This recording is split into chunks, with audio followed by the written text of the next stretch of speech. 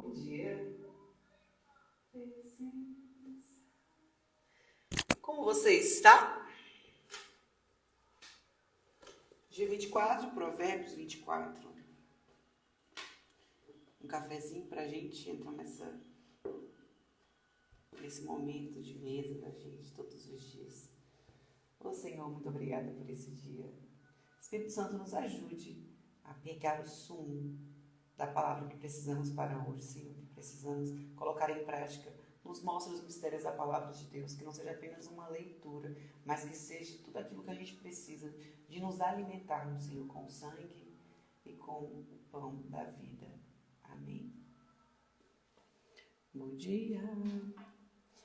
Vou iniciar Provérbios 24. Não tenha inveja dos maus, nem queira estar com eles, porque o coração deles planeja a violência e os lábios falam para ferir. Então, não andar com os maus. Quem seriam os maus? Seriam pessoas que fazem somente a sua própria vontade, buscam somente prazeres, distrações, não querem nada com a vida, não querem evoluir, se ira facilmente, briga, fofoca, rumina. O coração deles estão planejando violência, vingança, e os seus lábios falam para ferir. Então, se a gente entender que, se eu for perceber as pessoas que eu ando, se eu for perceber as pessoas no dia a dia, eu faço um desafio para você também. Pare e só observe, só escute. E veja que tipo de substância está saindo do lábio, né, da boca, que tipo de palavras essas pessoas estão falando. Ao nosso redor, a qualidade das palavras dizem como está o coração da pessoa. Então, que a gente possa perceber, não vou andar com essa pessoa. Porque a mente dela, o coração dela, os pensamentos, as emoções dela estão em direção a esse caminho no qual eu não quero seguir. 2 já foi 3. Com a sabedoria se constrói a casa e com a inteligência ela se firma. Pelo conhecimento, seus cômodos se encherão de todo tipo de bens preciosos e agradáveis. Ô glória! Então vamos entender aqui. Com a sabedoria, que é Cristo, se constrói a casa. Constrói. Como é que se constrói? Faz a base. É igual uma árvore. Como é que a árvore cresce? Você planta a semente. Bom dia, Adri. Ela cresce raiz. Raiz vai fortalecendo, ninguém está vendo nada, mas a raiz está ali, forte, forte. Aí ela nasce uma plantinha pequenininha, daqui a pouco está bem grandona, dando frutos e também servindo para abrigo para outras pessoas. Você coloca uma rede, você come do fruto, os passarinhos fazem os ninhos, então não faz somente para nós o nosso fruto, olha só que bênção. Então, a sabedoria constrói a casa e com a inteligência ela se firma. Buscando conhecimento, a sabedoria se firma. Buscando a verdade sobre as coisas, buscando aprender, entendeu? Buscando sempre conhecer mais aquilo que vai nos trazer mais liberdade. E os cômodos se encherão de todo tipo de bens preciosos e agradáveis, ou glória, com sabedoria, conhecimento e inteligência. Quem é sábio é forte, então o sábio ele é considerado forte.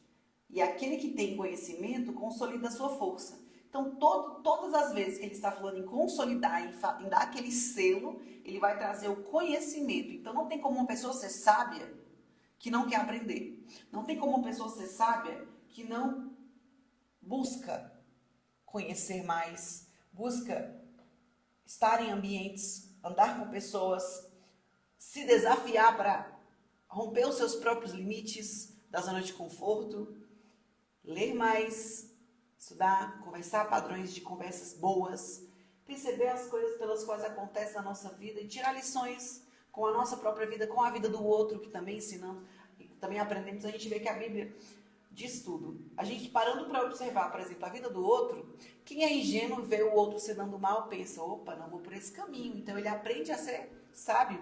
O ingênuo aprende a ter sabedoria, aprende a ter prudência, olhando o outro se dar mal. Agora, o sábio, quando ele é repreendido, ele fica mais sábio. Por quê? Porque ele já está com o coração aberto, contrito. Mesmo gostando ou não das situações que a gente passa, das repreensões que a gente tem, dos nãos de Deus, dos nãos da vida, dos tombos, a gente vai levantar sempre. Porque o sábio ele não tem compromisso com o fracasso. Ele sabe que ele vai fracassar. Ele sabe que ele vai errar, porque ele está tentando. Somente quem testa, essa é a palavra, na verdade, que consegue vitória. Guiado por Deus, consagrando os passos a Deus, porque é Ele quem guia um de cada vez.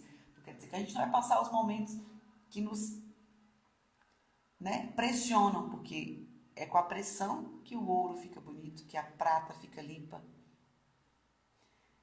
Versículo 6.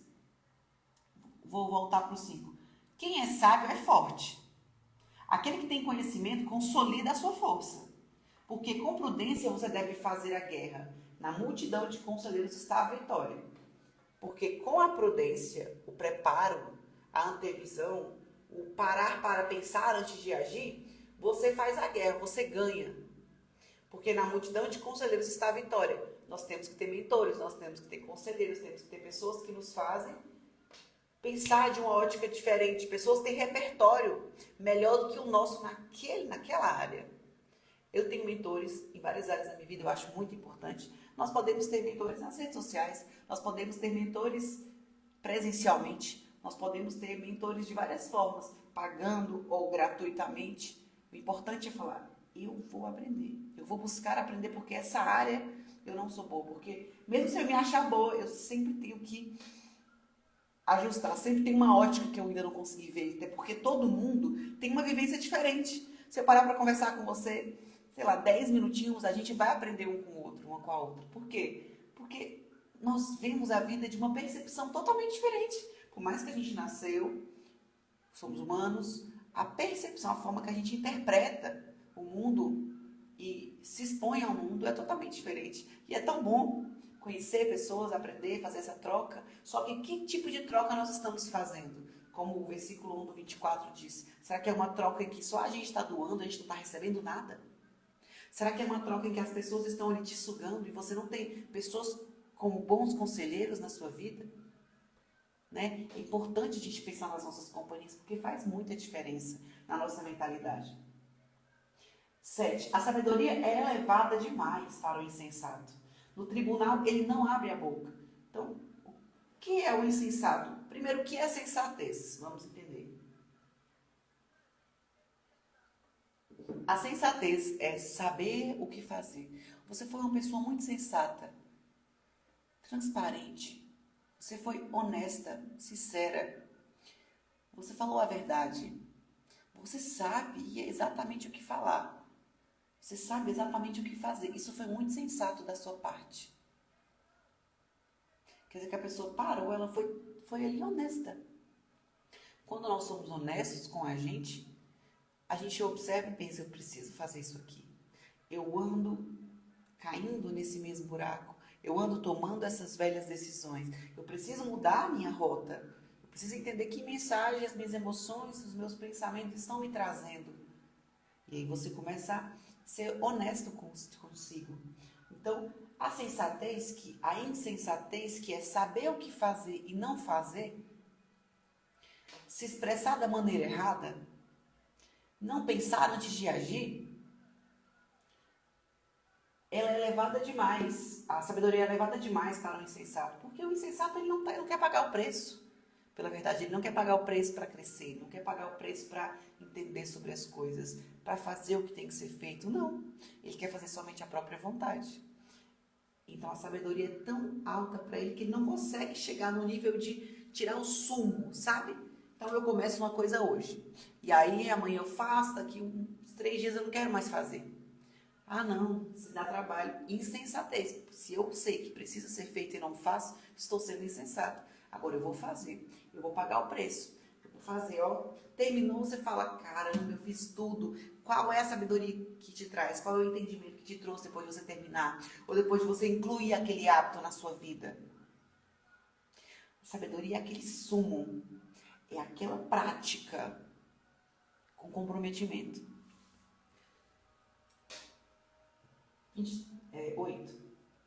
Quem só pensa em fazer o mal será chamado de mestre das intrigas. Os planos do tolo são pecado, e o zombador é abominável às pessoas. O zombador é o orgulhoso e o arrogante. O tolo é aquele que não quer aprender. Ele já acha que sabe demais. Tem um versículo de Provérbios que diz assim, que acho que 7 homens sábios não equivale a um tolo no seu próprio entendimento. Ele acha que ele é muito bom, ele acha que ele já sabe de tudo, ele acha que não precisa aprender. Então, 7 homens sábios perto dele não é nada, porque ele, não, eu já não preciso. 10. Se você se mostra fraco no dia da angústia, é porque a sua força é pequena. E eu estava pensando nisso esses dias, acredita? Por quê? Porque nós temos dias da angústia, olha só. Então, nos dias da nossa angústia, o que nós temos que fazer, como diz Paulo? Com orações, com súplicas, vigiando, orando, se aproximando da palavra de Deus, fazendo aquilo que te descansa, se acolhendo no momento certo. Nós precisamos de acolhimento. E é uma coisa que principalmente mulheres não faz. Eu fui aprender a me acolher não tem tanto tempo. Eu buscava fugas e não acolhimento. Então, quando eu não estou num dia, quando eu preciso aprender com o que o Senhor está me permitindo passar, ou com o fruto das minhas escolhas também, eu paro, eu tomo um banho, eu respiro fundo, deito um pouquinho, ou vou à minha família, eu procuro alguém para conversar, ou eu, né, porque eu sempre faço, oro, choro na presença do Senhor. Se possível, faço um jejum para me sensibilizar, para perceber, será que eu não estou prestando atenção no que Deus está tentando me falar aqui? E assim a gente vai. Então, nesse dia da angústia, que a gente louve, que a gente ajude pessoas, porque enquanto a gente está servindo os outros, a gente também está sendo curado. Até tem um livro que está lá na minha cabeceira que eu estou lendo, que fala justamente sobre isso.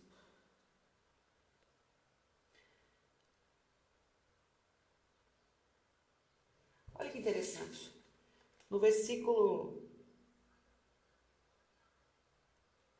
5, diz assim: quem é sábio é forte, e aquele que tem conhecimento consolida a sua força. E aqui no 10 diz assim: se você se mostra fraco no dia da angústia, é porque a sua força é pequena. Como se consolida a força? Com conhecimento. E como se torna forte? Sendo sábio. Então, se de alguma forma no dia mal, na chuva, que é para todos, vamos colocar assim, se nós estamos fracos, quer dizer que nós estamos com pouca fé, pouca sabedoria, e não estamos buscando conhecimento para consolidar aquela força. Talvez a gente até tenha força, só que não esteja consolidada. Então, se a gente tem medo e a gente não busca entender, por que eu tenho medo? Talvez porque eu não sei para onde ir, ou talvez porque eu não conheço de fato aonde eu vou pisar. Então, deixa eu entender sobre esse local, deixa eu entender sobre essa fase, deixa eu entender sobre quem já fez.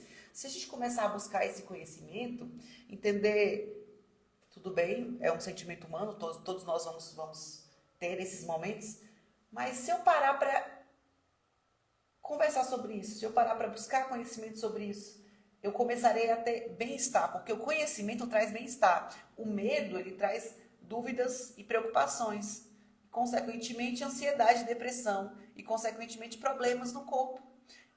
E qual é o contrário de medo? Fé. E a fé traz a vontade de aprender, traz a vontade de se preparar. E você, com essa vontade de se preparar, você faz o quê? Você busca conhecer, você busca conversar com pessoas, você não busca se isolar. Você se acolhe no momento certo, mas também olha para fora e diz: bora, eu vou matar esse leão. Eu não vou olhar para ele e pensar como esse leão é grande, mas o meu Deus é maior do que qualquer leão. E busca conhecimento, que é um canal também. Se a gente não tiver o copo, como vai colocar o café? Precisamos ter o copo. Se a gente não tiver a lâmpada, como vamos então ter a eletricidade para ser conduzida e gerar a luz? Então, sem o Espírito Santo, como então vai ter Deus Filho e Deus Pai? Porque Ele é o condutor. Né? Como Ele vai estar, como nós teríamos Ele dentro de nós? Tudo precisa de um canal. Se a gente está mal e pensando só no medo, na angústia, na dúvida, a gente não está buscando o outro lado da face, que é o quê? Esse dualismo da vida, que é buscar conhecimento, que é buscar o bem-estar vindo dele, que é buscar praticar, que é buscar conversar com quem já tem aquele resultado que é buscar aprender, ler, que é orar, buscar uma palavra no culto, que é fazer um exercício, liberar nossa farmácia natural, se cuidar também. E se a gente não consegue resolver com as nossas próprias mãos, para que se preocupar então? Não é mesmo? 11. Liberte os que estão sendo levados para a morte e salve os que cambaleiam a ser levados para a matança. Você pode dizer, poderá dizer, não sabíamos de nada, mas será que aquele que pesa os corações não perceberá? Aquele que atenta para a sua alma não ficará sabendo? E não pagará ele a cada um segundo as suas obras?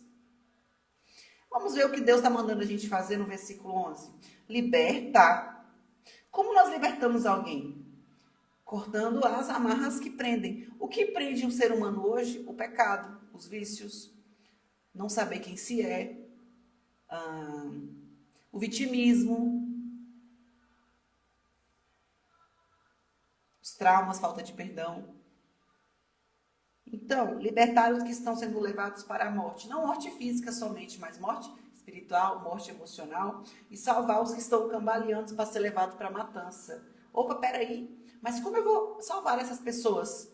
Abrindo a minha boca.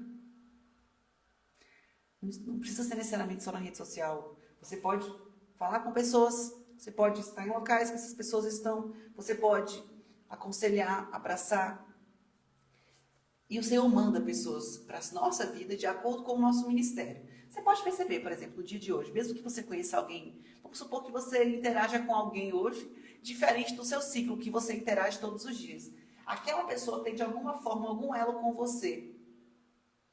Pode ser um trauma semelhante, uma falta semelhante. Essa pessoa também não conviveu com o pai, ou então essa pessoa também tem problemas com esse lado, essa pessoa também sofreu esse abuso, essa pessoa também sofreu essa perda, essa traição, essa pessoa também tem aquilo que eu preciso entregar para ela. Sabe? Sempre.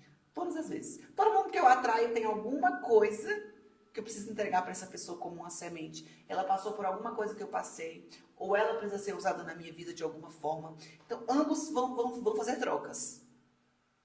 Então, o nosso ministério é viver a nossa vida e perceber que quem entra na nossa vida e quem sai da nossa vida e quem a gente convive ou não, ou vê esporadicamente, são pessoas que têm de alguma forma, alguma coisa que a gente precisa entregar sementes.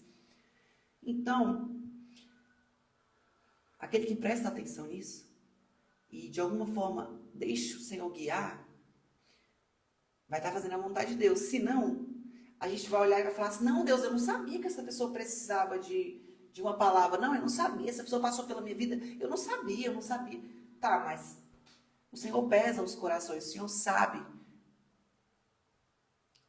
como está o nosso coração. Talvez se ele estivesse mais sensível, nós perceberíamos. Talvez aquela pessoa que está com um olhar tão triste, você percebe e você não faz nada. Talvez você esteja dizendo para Deus, não, Deus, eu não sabia, não. Viu? Você percebeu aquela pessoa que precisava de uma palavra. Você percebeu aquela pessoa no seu trabalho que estava meio cabisbaixa e você não chegou, não elogiou, deu um conselho, ou abraçou, ou disse uma palavra de vida, ou falou de Deus. Não sei, o Espírito Santo vai conduzir. Negligenciar as coisas pelas quais a gente vê é como se a gente estivesse negligenciando o agir de Deus por meio da nossa vida. 13. Meu filho, coma mel porque é saudável e o favo porque é doce ao seu paladar. Saiba que assim é a sabedoria para a sua alma. Se você a encontrar, haverá um futuro e a sua esperança não será frustrada. Uau! Ai, delícia, hein? Não espie a habitação do justo ou perverso, nem destrua o lugar do seu repouso, porque 7 vezes cairá o justo e se levantará, mas os perversos serão derrubados pela calamidade. Pelo próprio buraco que ele está construindo para o justo, para o outro, para o ingênuo, ele está construindo, na verdade, é para ele. Que nós não sejamos o perverso, que é aquele que quer praticar o mal contra o outro. Ah, mas essa pessoa me fez mal. O Senhor é o nosso advogado, o Senhor luta as nossas guerras, o Senhor ele vence todas para nós. Não devemos nós colocar nossa mão nisso. O Senhor que coloca a mão dele, porque ele sabe o tempo certo das coisas. Não é do jeito que a gente quer, não é vingança. O provérbio diz, não pense em fazer o que o outro fez com você, fazer igual, porque não é assim que a gente vive. A gente ora pelos inimigos, como diz em Lucas, Jesus dizendo, e é isso que eu faço, todos esses dias, todos. Eu oro pelas pessoas que me perseguem, eu oro pelas pessoas que não gostam de mim, eu oro pelas intrigas que meu coração quer trazer para fora. Peraí, você vai quebrantar agora, você vai ver. E assim acontece. 17. Quando o seu inimigo cair, a gente estava falando disso, hein? Não se alegre. Nem se alegre o seu coração quando ele tropeçar. Para que o Senhor não veja isso e se desagrade e desvie do seu inimigo a ira. Não vamos olhar para aquela pessoa que a gente sabe, merece passar por isso mesmo, viu? Porque essa pessoa, não se alegra, não. É bem feito. Também não deixa. Tá passando por isso, tudo bem, que o Senhor tem misericórdia deles. Uau! O Evangelho é assim, é quebrar o orgulho. É fácil? Não, porque nós somos seres humanos, nós temos vontades e impulsos humanos, mas ainda bem que nós temos o Espírito Santo para nos conduzir. Oh, Deus, muito obrigada. Nossa, ainda bem. E mesmo assim a gente erra. Bom dia, Carla. Mesmo assim a gente erra. Mas graças a Deus, o que acontece? A misericórdia do Senhor vem sobre nós com o verdadeiro arrependimento, que é o Espírito Santo que traz para nós. Então é o Espírito Santo que convence. Não adianta a gente chegar nas pessoas e falar, você tem que fazer isso, isso, isso. A gente pode acolher, pode aconselhar. Mas a melhor coisa é falar, Espírito Santo, convence essa pessoa. Me convence do erro, do pecado, do arrependimento, da mudança de rota. Traz sobre nós a verdade sobre as coisas. Porque o amor é o elo perfeito. Cara, quando alguém trata a gente bem, com amor, nossa, a gente se derrete. Quando a gente trata o outro com amor, com caridade, com misericórdia, com bons atos, com bondade, nossa, isso é um refrigério na alma do outro e nosso também. Quem faz o bem parece que refrigera a alma também. É muito fantástico como esse sistema que o Senhor criou do amor é tão lindo, do servir, da generosidade. 19. Não se irrite por causa dos malfeitores, nem tenha inveja dos ímpios, porque os maus não terão futuro e a lâmpada dos ímpios se apagará. Ele não tem clareza sobre nada. Chega um momento que vai estar tudo escuridão, a lâmpada dele vai se apagar. Então não se irrite por causa dessas pessoas. Se alguém te fez mal, não se irrita. Porque todos nós somos suscetíveis a erros, ao mal que está o tempo inteiro falando na nossa mente. Então, não tem inveja do caminho dos maus. Essa pessoa está ganhando dinheiro com esse jogo. A pessoa está ganhando dinheiro fazendo tal coisa errada. Eu queria ter esse tanto de dinheiro. Não, quero não. A pessoa está prosperando na vida, mas o pai dela comprou uma vaga na faculdade que ela tanto queria. Comprou, não foi mérito dela. Então, de algum momento ela vai falar, caramba, pular fases não é bom, isso é por orgulho. Tem que viver um dia de cada vez e dói, viu? Mas que presente, cara. Tem gente que está no hospital querendo viver um dia, querendo viver o dia que a gente tem, a vida que a gente tem, a gente está reclamando. E às vezes o Senhor olha para mim e fala, olha para as pessoas que têm mais problemas que você. Aí eu olho, aí eu me constranjo, eu falo, nossa Deus, como eu estou sendo ingrata. Eu falo, me perdoa. Estou olhando para os meus próprios, isso para você, emocionando, meus próprios problemas. Aí eu olho para o outro e penso, nossa, há problemas bem maiores, espera aí, deixa eu servir um pouco. Que aí a gente quebranta, viu? Eu vi que as pessoas que têm depressão, ansiedade, têm uma forma de ajudar a tratar. Servir. Aí essas pessoas são colocadas para servir em asilos, para servir em orfanatos, casas de recuperação, prisões, etc. Para que, com o servir dessa pessoa, ela possa entender que há pessoas piores, que o servir dela é útil para alguém. Porque quando a gente está em depressão, não sei se você já teve ou já tive, a gente se sente inútil, acha que ninguém nos ama. Aí a gente percebe que alguém tem realmente uma situação pior do que a nossa. A gente pensa, meu Deus. Aí alguém se alegra com o nosso fazer. Caraca. Aí a gente vê que a gente é útil sim. Poder, na minha calamidade, eu ajudar alguém. Nos meus problemas, a lágrima escorrendo e eu ajudando alguém. Caramba, caraca, isso é mostrar no dia da angústia que nós somos fortes. Que lindo. 21. Meu filho, tema o Senhor, seu rei. Não se meta com os revoltosos, porque de repente serão destruídos. E a ruína que virá do Senhor e do rei, quem a conhecerá? Que nós não possamos andar com pessoas assim.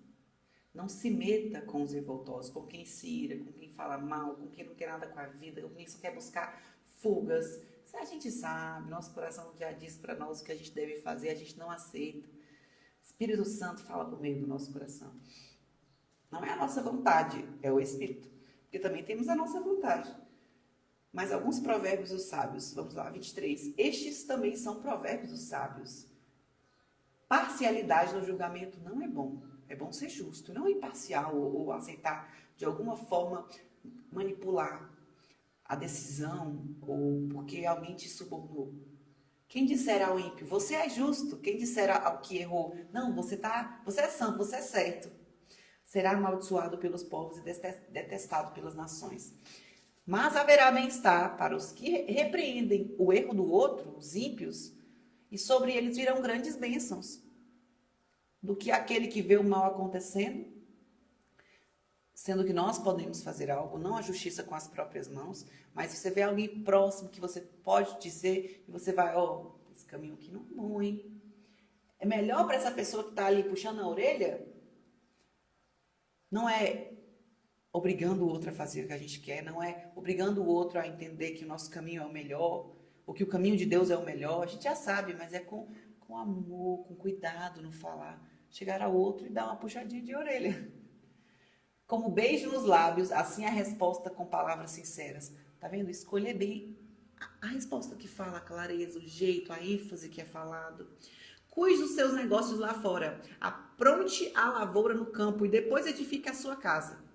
Que interessante. Deus, eu quero edificar a minha casa. Deus, eu quero fazer esse plano acontecer. Deus, tá? Então, primeiro você tem que fazer o quê? Cuidar dos seus negócios, ou seja, fazer fonte de renda, aprontar a lavoura no campo e depois edificar a sua casa. 2 fontes de renda, tá vendo aqui? A pessoa tem negócios e tem lavoura. Então, ela cuidou desses negócios, aprendeu a gerir, a cuidar. Aí, eu vou fazer, então, várias fontes de renda para depois edificar a minha casa. Como eu vou me colocar no compromisso grande se eu ainda não tenho a lavoura e o negócio lá fora?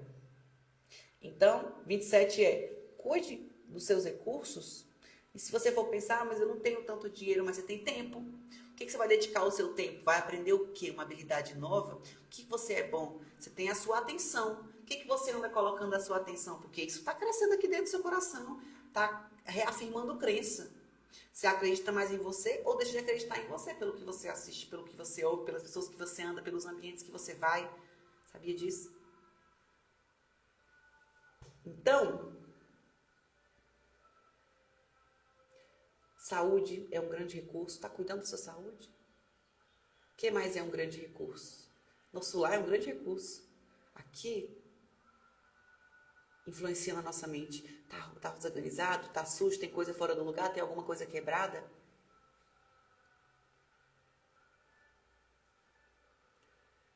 O 28. Não testemunhe sem motivo contra o seu próximo, nem o engane com os seus lábios. Então, não sejamos injustos, mentirosos, falar o que não aconteceu, nem testemunhar falando mentiras ou ocultando a verdade de alguma forma. 29. Não diga, vou fazer com ele o mesmo que ele fez comigo. A gente estava falando sobre isso. Pagarei a cada um segundo as suas obras. Não seja vingativo. O Senhor que luta as nossas próprias guerras. Passei pelo campo do preguiçoso, passou por lá e ele está fazendo o quê? Olhando a vida dos outros. E junto à vinha do homem sem juízo. Então ele está vendo o preguiçoso e o sem juízo. Aquele que não faz o que tem que ser feito e aquele que negligencia também fazer. Aquele que não tem juízo nenhum, que não para pesar. E aí ele parou para olhar o campo dessas pessoas, a vida, os frutos, né? E aí ele teve algumas conclusões. Eis que tudo estava cheio de espinhos e coberto de urtigas. Estava tudo descuidado, sem zelo, bagunçado. Estava tudo desorganizado, a vida, a mente E o muro de pedras estava em ruínas, não tinha domínio próprio, não tinha proteção, não tinha limites estabelecidos. Qualquer um entrava, qualquer um influenciava. Ao contemplar aquilo, eu fiquei pensando, o que é contemplar? Olhar com atenção plena. Isso é contemplar, não é olhar, tá? Ele olhou tanto que ele tirou conclusões. E a gente está aqui, lendo essa palavra e tirando ainda mais disso. Então, ao contemplar aquilo, eu fiquei pensando. Então, ele contemplou e ele tirou conclusões, ele pensou sobre isso. Olhei e tirei a seguinte lição. Olha só, o cara aprendeu contemplando, o cara aprendeu olhando. Uau, vamos começar a fazer isso, não? Parar, olhar, olha, olhou a vida do outro, observou, opa, não tem domínio próprio, não faz o que tem que ser feito, uai, essa pessoa não tem limite estabelecido, qualquer um entra, qualquer um faz, é como uma cidade sem muros, está desorganizada a vida, não cuida do seu campo, está cheio de grama, de erva daninha, não corta as coisas direitinho, não tem zelo, não tem cuidado com a sua própria vida, com as suas coisas, como é que vai ter frutos assim? Não vai. Não quer pagar o preço porque cansa cuidar do seu campo, cansa cuidar de você, cansa cuidar da sua casa, administrar seu tempo, seus recursos, cansa adquirir conhecimento. Eu não sei cuidar das finanças, peraí, deixa eu aprender. Eu não sei ser uma esposa bondosa, um homem líder, deixa eu aprender. Tudo se aprende, tudo. É com conhecimento que a gente consolida a nossa força. Você viu aqui? Passei, ficou muito preguiçosa, observou isso tudo, olha a conclusão que ele teve. 33.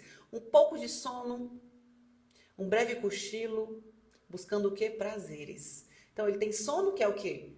A sensação do corpo dele, e depois ele faz o quê? Dá sim ao sono, ele cochila. Então aqui está dizendo assim, ó, ele tem uma vontade, ele vai lá e faz a vontade do corpo dele. Braços cruzados para descansar, e a sua pobreza virá como um ladrão, e a miséria atacará como um homem armado. Será que é à toa? Será porque foi injusto? Ou ele plantou isso? Ele fez tantas vontades dele, do próprio corpo. Eu tô com fome, eu só como. Eu tô com sono, eu vou só dormir. E vai olhar para o campo dele, para a casa dele, para a saúde dele, para as finanças dele, para as amizades dele. Não vai tomar decisões, ele tem preguiça. Só que aí Deus nos diz, se a gente não tomar decisão, já é uma decisão. Negligenciar, dizer não, é negligenciar o sim de Deus. Então, quando a gente não quer decidir, já estamos decidindo a negligência, estamos decidindo a imprudência, estamos decidindo agir por impulso, estamos decidindo a pobreza, a improdutividade. Senhor, muito obrigada pela tua palavra. Quanta sabedoria na tua palavra. Deus, obrigada que nós tenhamos sabedoria no dia de hoje, de discernimento de espírito, sensibilidade a Ti, às Tuas obras, à Tua natureza, aquilo que nos descansa, sensibilidade aos limites que nós temos que dar, Senhor, ao domínio próprio, a fazer o que tem que ser feito. Senhor, que nós possamos conhecer pessoas ou nos aproximar de pessoas que estão também nessa mesma frequência de querer evoluir, de se conhecer mais, de se desviar do mal, de temer ao Senhor, de amar a Cristo, amar a sabedoria. Senhor, nós somos tão humanos, nós apegamos a tantas coisas. A gente se apega a pessoas, a níveis, a status, a títulos.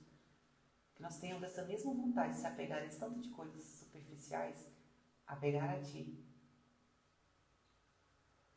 Porque sem a Tua presença a gente não é nada, a gente não consegue, Deus. Esse mundo é muito pesado, é muito doloroso, mas a Tua presença traz refrigério, traz uma paz que não conseguimos comprar em nada. Obrigada, Pai.